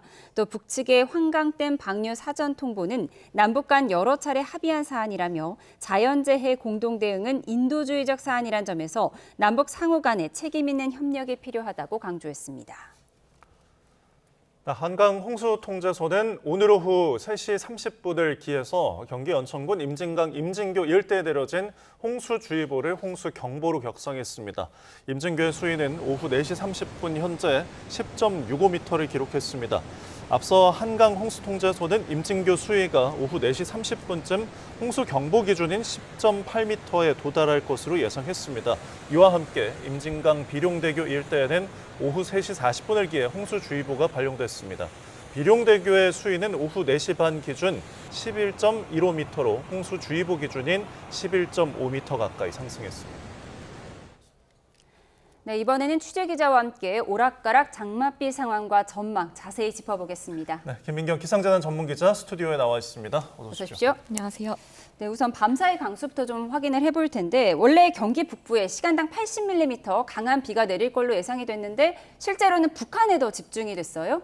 네, 이 장맛비는 정체전선의 위치가 조금만 달라져도 비가 오는 곳이 크게 달라지는데요. 이 북쪽에서는 찬 공기가 내려왔지만 이 북태평양 고기압이 예상보다 조금 더 강하게 세력을 유지하면서 이 정체전선이 북쪽으로 올라갔고요. 비구름도 함께 이동했습니다. 이 영향으로 강한 비구름도 이 서울보다 30km가량 더 북쪽에서 발달하면서 이 경기 북부보다 북한 쪽에 강한 비가 집중된 겁니다. 네, 그래도 우리나라에도 비가 강하게 온 곳들이 있는데 인천 강화에 아침에 호우 긴급재난 문자가 발송됐다고요? 네, 오늘 아침 7시 45분쯤 인천 강화군 서도면에 호우 긴급재난 문자가 발송됐습니다. 이 지역에는 1시간 동안 57.5mm의 매우 강한 비가 내렸고 이 3시간 누적 강수량도 90mm를 넘으면서 재난 문자가 발송됐는데요. 특히 이곳은 지난주 토요일에도 호우 긴급재난 문자가 발송됐던 곳으로 불과 사흘 만에 재난 문자가 2차례나 발송될 정도로 강한 비가 반복해서 집중됐습니다. 네, 사실 요즘 우리 긴급 문자 좀 자주 받잖아요. 그래서 문자 종류도 좀 헷갈리는데 재난성 호우 긴급 재난 문자가 있고 이 재난성에 빠진 호우 긴급 재난 문자 두 가지가 다른 거죠? 맞습니다. 이 재난성 호우 긴급 재난 문자는 이 기후 위기로 극한호우가 잦아지면서 기상청에서 올해 처음으로 도입한 최고 단계의 호우 경보입니다. 일반 호우 긴급 재난 문자보다 훨씬 강한 비가 짧은 시간에 집중될 걸로 예상될 때 발송되는데요. 지난주 금요일에 대구 수성구에 전국에서 처음으로 발송됐습니다. 기준은 다르지만 이 두 문자 모두 생명과 직결되는 위험을 알리는 경보인 만큼 문자를 받았다면 하천변이나 지하차도 등 위험 지역은 즉시 벗어나는 게 가장 중요합니다. 네, 문자를 소홀히 하면 안 되겠고요. 오전에 경기 북부를 중심으로 좀 다 빗줄기가 굵어진 곳도 있었는데 지금은 좀 어떤가요? 네, 비구름의 이동을 볼 수 있는 레이더 화면 보실까요? 네. 이 새벽부터 아침까지 접경 지역을 지나던 비구름대가 오전에는 이렇게 좀 남쪽으로 내려와서 수도권과 강원, 충남 일부까지 확대되면서 한때 호우 경보까지 내려졌습니다. 지금은 이 비구름이 이렇게 산발적으로 분포하면서 이 중부지방 곳곳에 약한 비를 뿌리고 있습니다. 예, 어제도 중부지방에는 비가 꽤 많이 왔잖아요. 이렇게 강한 비가 내리는 이유가 뭐죠? 네, 다시 한번 화면 보실까요? 일기도를 보시면 우리나라 부근에 정체전선이 자리하고 있습니다. 이게 북태평양 고기압인데요. 이 고기압의 가장자리를 따라서 남서쪽에 따뜻하고 습한 수증기가 계속 유입되고 있습니다. 여기에 북쪽 상층에서 이 차고 건조한 공기가 한 번씩 내려오면서 이 두 공기가 충돌을 하고 있는데요. 이 찬 공기가 강하게 내려올수록 따뜻한 공기와의 충돌이 커지면서 이 비구름도 압축되고 길게 이렇게 발달하게 되는데 그게 오늘 새벽에는 경기 북부와 강원 북부 그리고 북한에 걸쳐 있었던 겁니다. 네, 중국 상하이에도 큰 비가 내렸는데 이 중국에서 발달한 비구름들이 우리나라에도 영향을 주는 건가요? 네, 중국 상하이에도 기록적인 폭우가 내리면서 이 연못이 넘치고 거리에는 카약이 등장할 정도로 침수 피해가 컸습니다. 예. 다만 상하이에 있던 비구름이 그대로 우리나라로 몰려와서 물폭탄을 쏟는 건 아닙니다. 이 정체전선은 수천 킬로미터에 걸쳐서 길게 형성돼 있는데요. 이 전선을 따라서 따뜻하고 습한 수증기가 편서풍을 타고 서쪽에서 동쪽으로 그러니까 대기의 강처럼 계속 흘러오게 됩니다. 이 비구름은 이동하면서 약해졌다가도 우리나라 상공에서 찬 공기를 만나면 이 꺼진 불이 다시 피어나듯이 다시 강해질 수 있는데요. 지금 우리나라는 이 많은 수증기와 북쪽의 찬 공기가 만나면서 비구름이 다시 커졌던 상황입니다. 네, 이번 비는 고비를 넘긴 것 같은데 내일도 또 비가 예보돼 있잖아요. 이번에도 중부지방을 조심해야 할까요? 맞습니다. 이 정체전선에 동반된 비구름대가 북동쪽으로 빠져나가면서 오늘은 대체로 비가 잦아들었습니다. 다만 정체전선이 중부지방 부근에서 다시 한번 활성화되면서 내일 새벽 수도권과 강원을 시작으로 비가 내리겠는데요. 다만 이번에는 어제와 오늘만큼 강하지는 않을 걸로 보여서 수도권과 강원, 충청 그리고 경북에 최대 60mm의 비가 예보됐습니다. 네, 그럼 내일이 끝이 아니라 이번 주 내내 비 예보가 있다고요?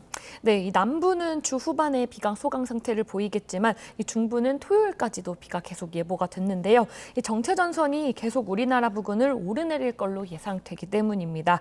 이 계속해서 비가 내리는 건 아니지만 네. 비가 내렸다 그치기를 반복하면서 주말까지 이어질 가능성이 큽니다. 특히 정체전선의 위치가 조금만 달라져도 이 강한 비가 쏟아지는 지역이 바뀔 수 있는 만큼 비가 잠시 그쳤다고 안심하기보다는 이번 주 내내 이 최신 예보를 확인하면서 대비를 이어가는 게 중요합니다. 예, 많은 지역에서 비 피해가 컸는데 또 경남 일부 지역에서는 마른 장마라는 말이 나올 정도였잖아요. 같은 장마인데 왜 이렇게 다른 걸까요? 네, 화면 다시 보실까요? 이 장마가 시작된 6월 30일부터의 누적 강수량인데요. 이 붉은색은 400mm 이상 내린 지역으로 수도권과 강원, 충청과 경북 일부, 그리고 전북과 제주 산간에 집중돼 있습니다. 특히 이 충남 계룡 지역 같은 경우에는 누적 강수량이 이미 500mm에 달했습니다. 하지만 반면에 이렇게 경남 지역을 보시면 이렇게 대부분 파란색으로 표시가 돼 있습니다. 이 울산은 28mm, 그리고 밀양은 24.4mm로 장마 기간 내내 내렸던 비가 30mm가 채 되지 않습니다. 그러니까 일부 지역에는 1시간 만에 70에서 80mm 안팎의 극한호우가 쏟아진 곳들과 비교하면 정말 적은 양입니다. 이 정체전선이 주로 이 중부와 전북, 경북을 지났고요. 이 상대적으로 경남 지역은 정체전선의 아래에 위치해 있었기 때문에 이 비가 내리는 시간이 짧았는데요. 앞으로도 이렇게 정체전선의 위치에 따라서 지역별 강수량 차이는 계속 커질 수 있습니다. 네, 지금 뭐 태풍 발생 가능성도 거론이 되고 있는데 아직 태풍 발생한 건 없는 거죠? 맞습니다. 지금은 태풍이 발생한 게 없는데 예. 이 남쪽 먼 해상에서 이번 주 태풍의 씨앗인 열대요란이 발달할 가능성이 제기되고 있습니다. 화면 보실까요? 일부 수치 예측 모델의 예측 결과입니다. 물론 아직은 변동성이 큰 상황인데요. 이번 주 후반 태풍 수준의 저기압이 이렇게 잇따라 발생하는 걸 볼 수가 있습니다. 이 만약에 태풍이 발생한다면 우리나라에 직접 오는지뿐만 아니라 이 동아시아 기압계를 어떻게 바꿀지도 중요한 변수인데요. 이 지난 9호 태풍 바비 기억하시죠? 예. 이 북상 과정에서는 폭염을 굉장히 강화시켰고요. 이후 중국으로 향한 뒤에는 남긴 비구름이 중부지방으로 유입되면서 강한 비바람을 뿌렸습니다. 이번 열대요란들도 이 진로에 따라서 이 장마와 폭염의 흐름을 바꿀 수 있는 만큼 이번 주 후반부터는 이런 기압계 변화도 계속 지켜봐야 합니다. 마지막으로 장마가 언제 끝날지 관심인데 지금 종료도 늦어질 가능성이 있습니까? 네, 올해 보통 장마는 이 7월 하순쯤에 끝나게 됩니다. 그래서 올해 장마도 언제 종료될지 궁금해하시는 분들이 많으실 텐데요.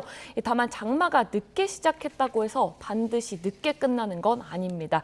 이 장마 종료 시기는 해마다 편차가 큰데요. 중부지방 기준으로는 2021년에는 올해보다 늦은 7월 3일에 장마가 시작했지만 7월 19일에 종료돼서 오히려 더 일찍 끝났습니다. 반면 2020년에는 6월 24일에 시작했던 장마가 54일 동안 이어져서 8월 16일에야 막을 내렸습니다. 이 장마가 끝났다는 건 정체전선이 우리나라를 완전히 벗어나고 북태평양 고기압이 한반도를 안정적으로 덮기 시작했다는 뜻인데요. 하지만 지금은 정체전선이 계속 우리나라 주변을 오르내릴 걸로 예상이 되고 있어서 이 기상청도 아직 장마 종료를 판단할 단계는 아니라는 입장입니다. 네, 알겠습니다. 장마 전망들 김민경 기상재난 전문기자와 짚어봤습니다. 고맙습니다. 고맙습니다.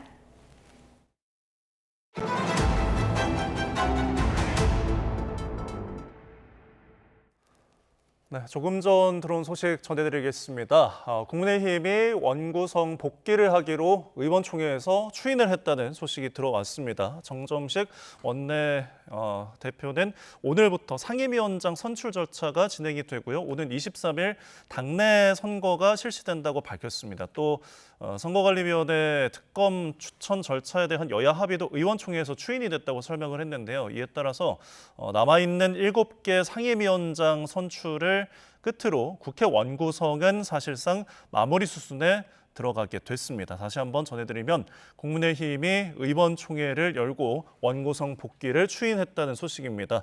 상임 7개, 상임위원장 7개 선출을 끝으로 국회 하반기 원구성도 사실상 마무리 수순이라는 내용인데요. 자세한 내용은 저희가 더 추가되는 대로 전해드리도록 하겠습니다. 네, 인천 물류센터 화재와 관련해서 쿠팡이 공식 사과하고 주민 지원에 나섰습니다. 쿠팡은 5년 전 이천 덕평 물류센터 화재 이후 안전 투자를 강화하겠다고 강조했는데 또다시 대형 화재가 발생하면서 의문이 커지고 있습니다. 오동건 기자입니다. 쿠팡은 화재 직후 인천 물류센터 화재로 심려를 끼쳐 진심으로 송구하다며 입장문을 내고 사과했습니다.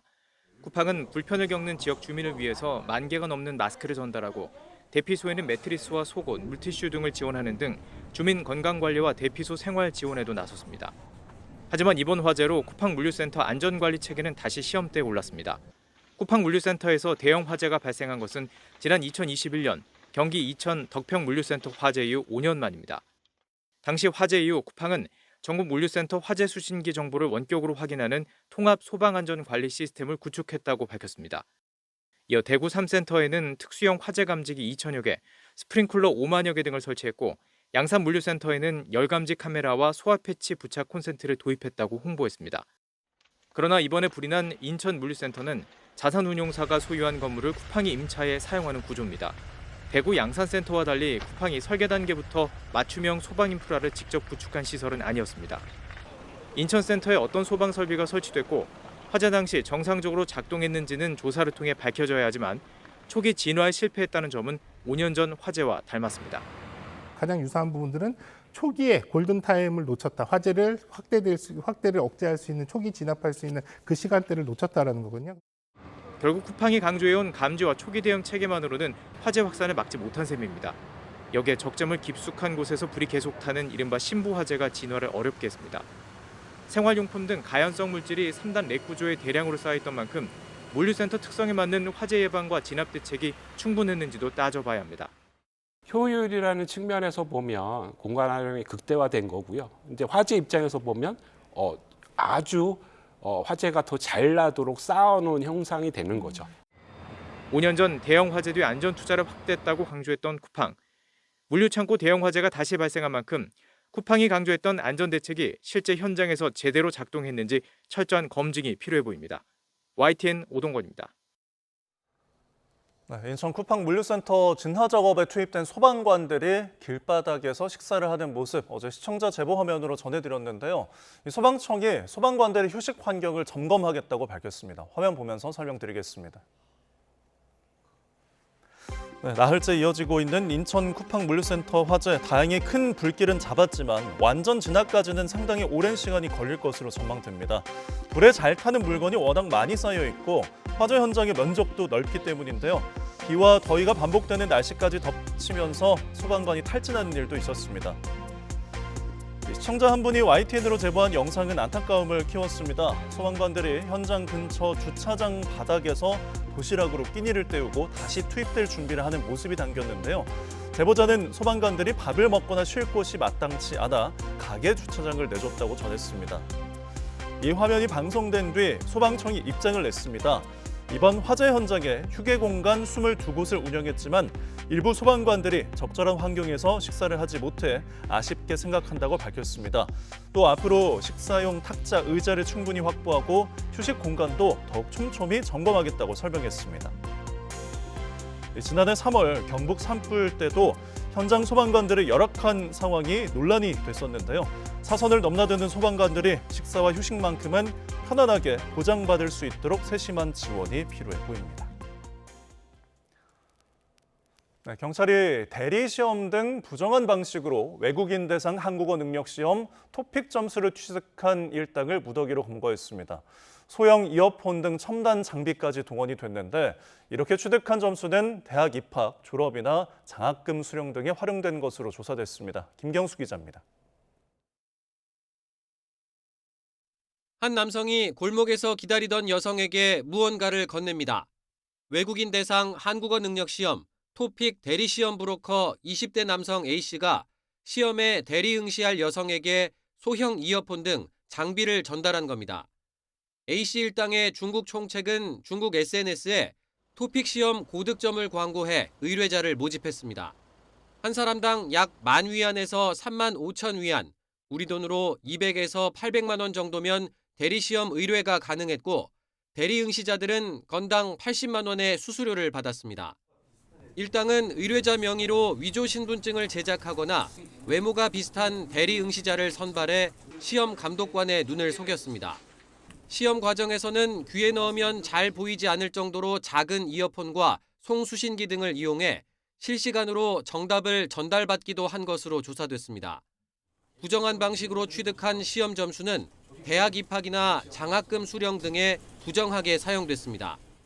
이번 사건의 특징은 우리 사회의 공정성에 대한 신뢰를 무너뜨렸다는 점입니다. 피의자들은 부정하게 취득한 토픽 성적을 악용하여 무자격 상태로 체류 자격을 얻거나 학위를 취득하고 취업까지 하였습니다. A씨와 대리시험 의뢰자 등 113명이 무더기로 검거됐고 A씨는 최근 1심에서 징역 3년을 선고받았습니다. 이들은 한국으로 귀화한 1명을 제외하고 모두 중국 국적으로 확인됐습니다. 경찰은 중국 총책과 소형 이어폰 등 장비를 공급한 전달책 2명에 대해서도 추적을 이어가고 있습니다. YTN 김경수입니다. 어제 인천국제공항에서 보라카이 칼리버를 향해 운항 중이던 티웨이 항공 여객기 안에서 승객이 소지하고 있던 보조 배터리에서 연기가 발생했습니다. 여객기 안에는 172명이 타고 있었고 다친 사람은 없었습니다. 항공사는 승무원들이 소화기를 분사해 연기를 진압하는 등 안전 조치를 취하면서 비상 착륙 같은 긴급 조치나 운항 지원은 없었다고 설명했습니다. 오늘 경기 성남시 창곡동에서 50대 여성 A씨가 몰던 승용차가 돌진해 인근 차량과 보행자를 쳤습니다. 이 사고로 보행자 30대 남성 2명이 다쳐 병원으로 옮겨졌는데 생명에는 지장이 없는 것으로 전해졌습니다. 또 사고를 낸 승용차와 인근에 주차된 차량 등 차량 5대가 파손된 것으로 집계됐습니다. A씨는 음주운전은 아닌 것으로 파악됐는데 제동장치가 작동하지 않았다는 취지로 주장한 것으로 알려졌습니다. 최근 SNS에 올라온 한 영상이 누리꾼들의 공분을 사고 있습니다. 서울 청계천에서 황당한 일이 일어났는데요. 화면 함께 보시죠. 양산을 쓴 여성이 물속에서 동전을 줍고 있습니다. 이곳은 서울 청계천 팔석담인데요. 행운을 빌며 동전을 던지는 소망석이 있어 서울의 트레비 분수로도 불리는 명소입니다. 주변 시선은 아랑곳하지 않던 이 여성, 소망석 안에 있는 동전까지 야무지게 챙깁니다. 잠시 뒤엔 한 남성도 합세를 해서 거리낌 없이 동전 줍기에 나서는데요. 주울 만큼 주운 걸까요? 가방에 동전을 챙겨 넣은 여성이 유유히 자리를 떠납니다. 이 남녀의 기행, 단순히 누군가의 소망에만 손을 댄 게 아닙니다. 관광객과 시민이 던지고 한 동전들은 서울장학재단이나 유니세프로 기부돼 어린이 교육사업 지원 등에 쓰이는데요.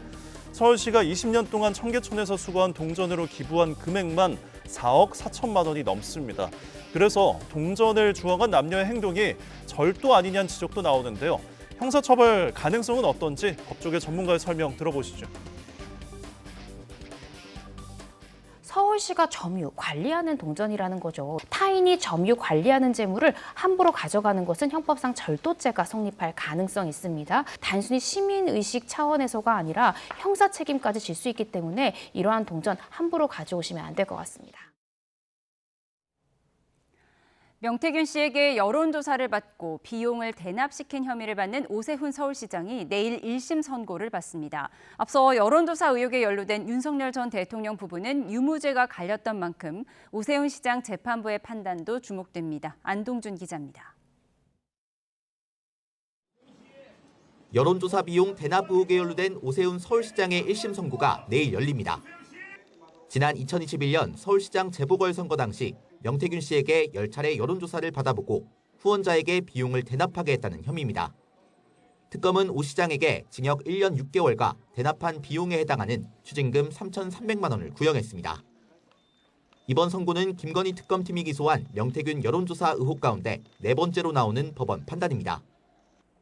앞서 김건희 씨는 1, 2심에서 관련 혐의가 모두 무죄로 판단됐지만 윤석열 전 대통령은 1심에서 일부 유죄 판단이 나오며 징역 2년이 선고됐습니다. 다만 윤 전 대통령 부부는 무상으로 오 시장은 제3자를 통해 비용을 대납했다는 혐의를 받는 점에서 법리적인 구조가 다릅니다. 대가성 입증에 실패했던 김 씨 재판과 달리 이번에는 돈이 오고 간 정황이 드러난 만큼 특검은 혐의 입증을 자신하고 있습니다. 오 시장 측은 대납을 지시하거나 정식 계약서도 없다는 취지로 혐의를 부인하는데 윤 전 대통령의 혐의가 유죄로 판단된 근거였던 암묵적 의사 합치 역시 변수로 꼽힙니다. YTN 안동준입니다. 3차 연장으로 늘어난 수사기간은 종합특검의 성패를 가를 분수령이 될 전망입니다. 남은 사건이 많고 연이은 구속영장 기각에 비판이 제기되는 점은 특검이 풀어야 할 숙제입니다. 우종훈 기자입니다. 대통령 승인이 남았지만 특검법 개정안이 국회 문턱을 넘으며 종합특검이 남은 수사의 동력을 확보했습니다. 지난 2월 3대 특검 잔여 사건을 파헤치기 위해 출범한 종합특검.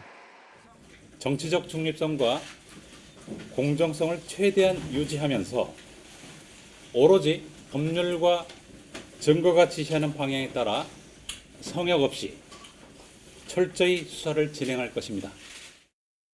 하지만 막바지까지 수사를 상당 부분 마치지 못해 특검 입장에서는 기간 연장과 인력 확충이 절실했습니다.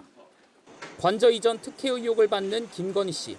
양평고속도로 백지화를 선언한 원희룡 전 국토부 장관 등 윗선은 이제야 첫 대면 조사 단계.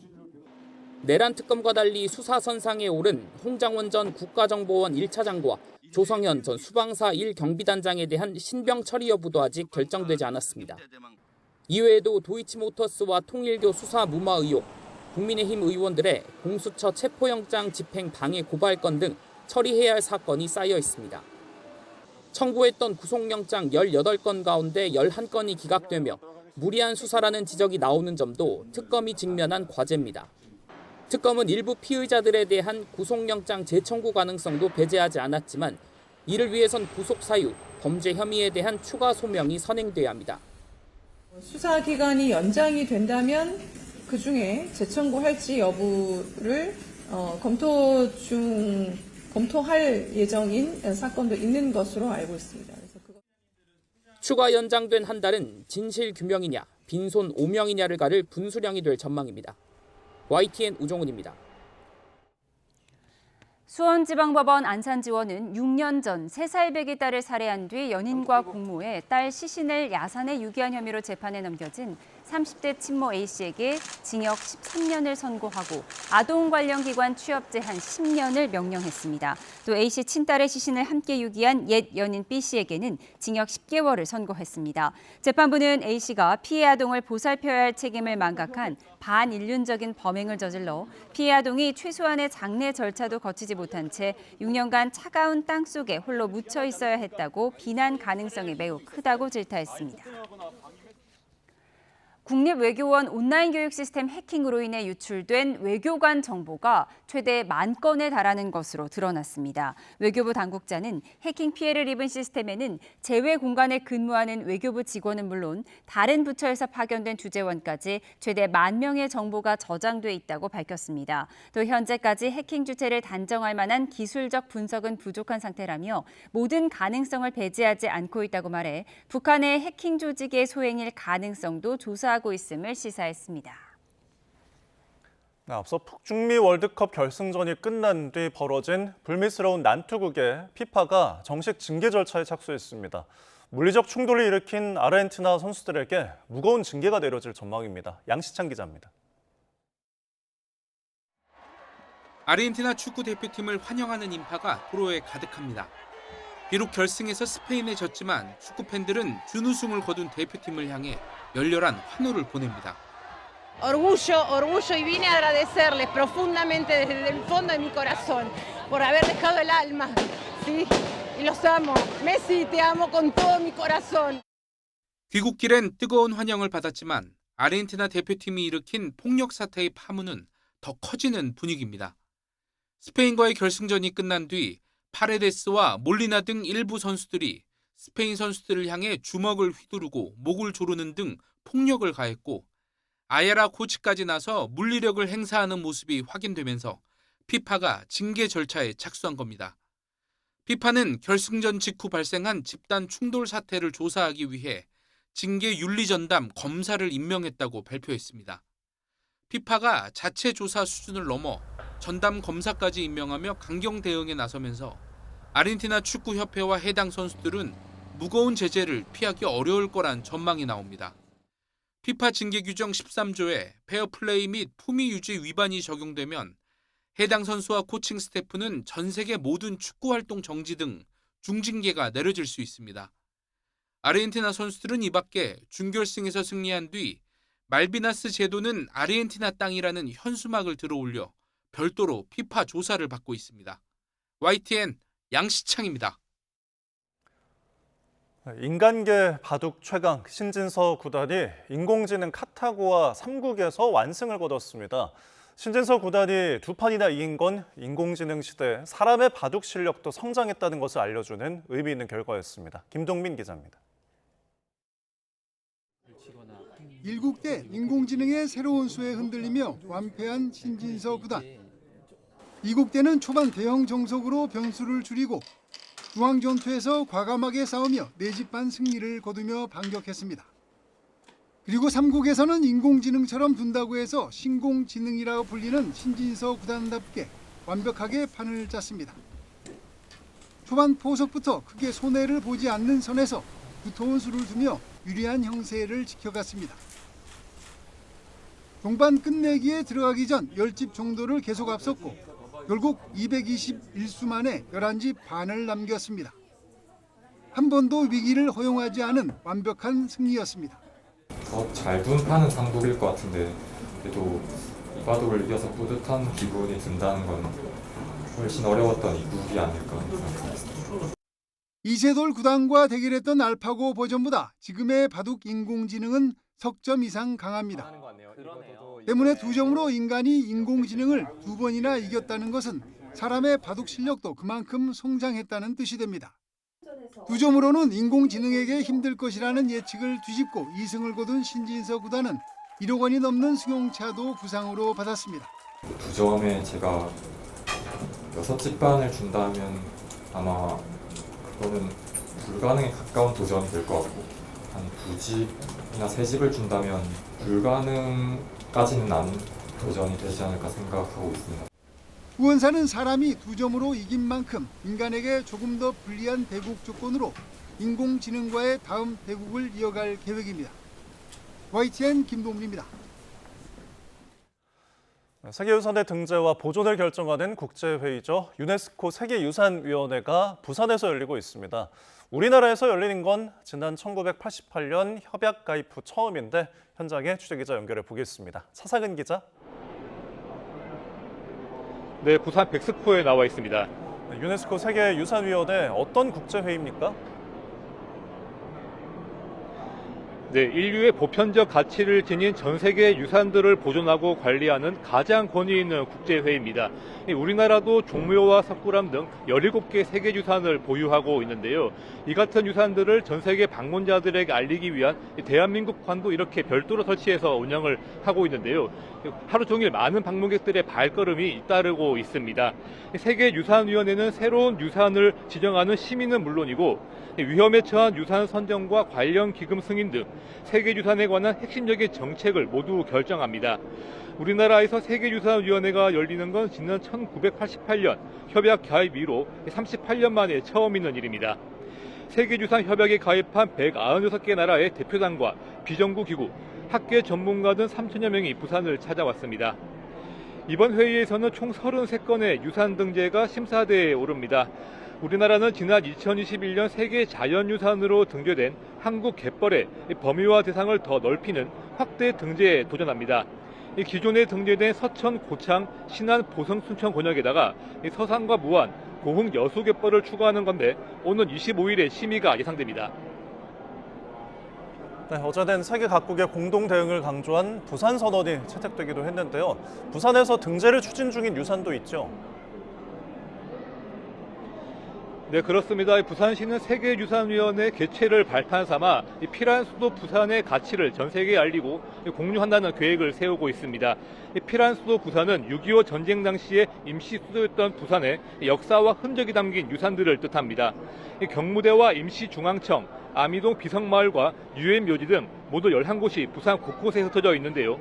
전쟁의 아픔을 전 세계 연대를 통해 극복해낸 역사적 가치가 담겨 있습니다. 이미 국내 우선 등재 목록 심의를 통과했고 오는 2030년 최종 등재를 목표로 하고 있습니다. 부산시는 이번 세계유산위 기간에 맞춰 전 세계 문화유산 전문가들을 대상으로 피란 수도를 소개하고 직접 둘러보는 행사를 집중 개최합니다.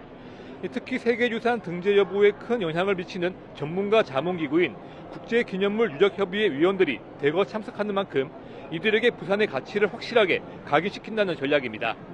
이번 부산 세계유산위원회는 오늘 29일까지 열립니다. 지금까지 부산 백스코에서 YTN 차상환입니다.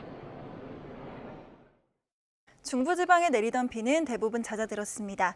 지금은 강원과 경기 일부, 충청 곳곳으로만 산발적인 비가 이어지고 있는데요. 내일까지 경기 남부와 강원 남부에 80mm 이상, 그 밖에 중서부와 전북 북서부에도 최대 60mm의 장맛비가 내리겠고 호남과 경북에는 최대 40mm의 비가 더 내리겠습니다. 이미 많은 비가 내리면서 산사태 위험도 무척 큰 만큼 최신 기상 정보를 수시로 확인해 주시기 바랍니다. 비가 내려도 더위는 쉬어가지 않겠습니다. 특히 상대적으로 적은 비가 내린 남부 곳곳으로는 폭염특보가 이어지는 가운데 내일 아침 대구와 광주가 26도로 열대야가 나타나는 곳이 많겠고요.